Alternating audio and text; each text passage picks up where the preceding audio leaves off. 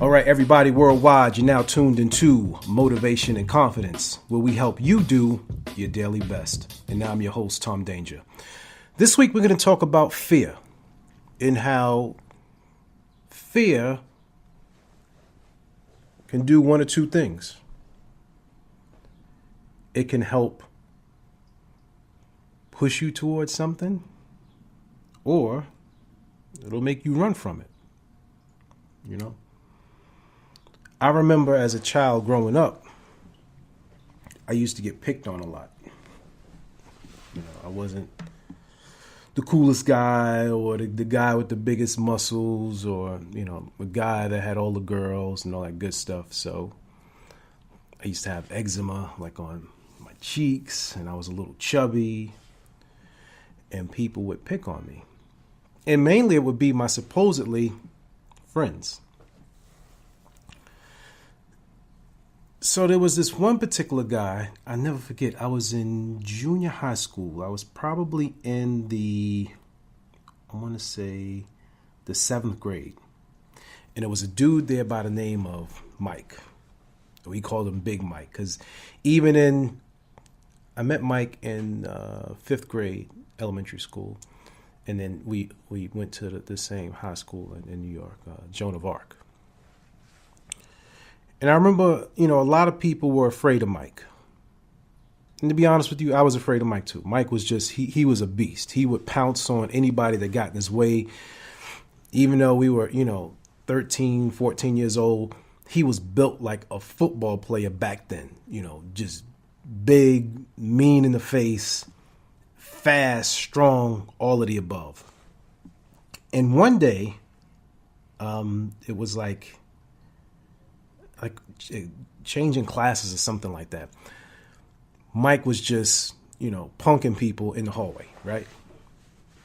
And I was going down the stairs, and I remember him pushing me down the stairs, making me stumble. And he was like, "Shut up, you my son." And I was like, "Yo, Mike, stop playing with me. I'm not your son." Mind you, I'm still afraid now.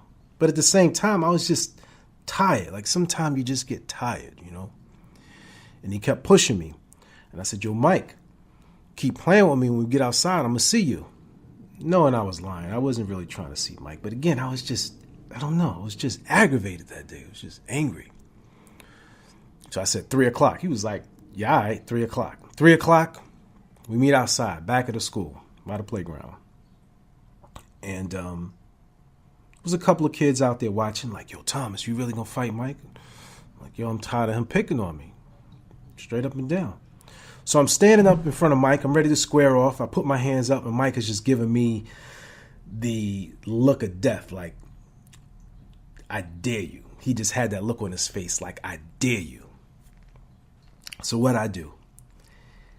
I cocked back, I swung, and I hit Mike as hard as I could, and I took off running. Now, I thought I could run faster than Mike, and Mike wouldn't catch me. But Mike is running down the street after me, and I'm turning around trying to bob and weave in between cars. So he just hit me in the back, and he's swinging on me. And then a teacher comes over, and she's like, "Yo, get off of him." And I was probably damn near in tears already, And they broke it up. I went home. I think I was crying and everything. I was a little embarrassed, but, it is what it is. I felt as if I held my own, even though, I took a loss physically, but I still stood up for myself. The next day I seen Mike, right? And I thought when I saw Mike was just going to pounce on me again, just like he did the day before. But instead, Mike came up to me and was like, "Yo, you got a lot of heart." He was like, "We cool." And from that day forward, Mike ain't never messed with me. And I say that to say this. When you face that one thing or several things or anything that you fear, and you look it straight in the eye and say, "Bring it," the fear basically will have to revert. And that's the way I look at fear in life. From that day forward, I felt as if there is nothing in life that I'm afraid of. And there isn't. There is one thing, and I'm working on it. I'm a work in progress. Motivation and confidence is for the viewers, but it's also self-help therapy to myself, because I think the one thing that I'm afraid of is myself and what I'm capable of doing, in the sense of, what am I to do when I get this responsibility of power and influence?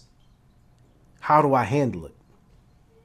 That's one of my fears. But I do my best to chip away at it every day by helping others and helping myself, and by creating these podcasts to share the stories, because I'm pretty sure there's other people out there who face the same type of fears. Fear is just an illusion. It's in your mind. Now, you can face an animal, and that animal is wild, and it's coming to attack you, and you can stand bold at it and get mauled to death. You know, I'm not saying in that sense don't use common sense, but you don't have to be afraid. Fear is a choice. And all I'm saying to you today is choose not to be afraid. And if you are afraid, use your fear as a catalyst for something greater to conquer whatever's in your path. That's all I'm saying. Big Mike ain't have a choice after that. He could have kept pouncing on me, but he knew that I was not afraid of him. So either he was going to get tired or I was going to get tired. But that's basically what it was. And really ask yourself, what are you afraid of and why? Like, why are you afraid of it? And what are you doing to conquer your fears? I'd like to know. And as always, I thank you for tuning into the podcast. Like, subscribe, share. This is Tom Danger on Motivation and Confidence, where we help you do your daily best.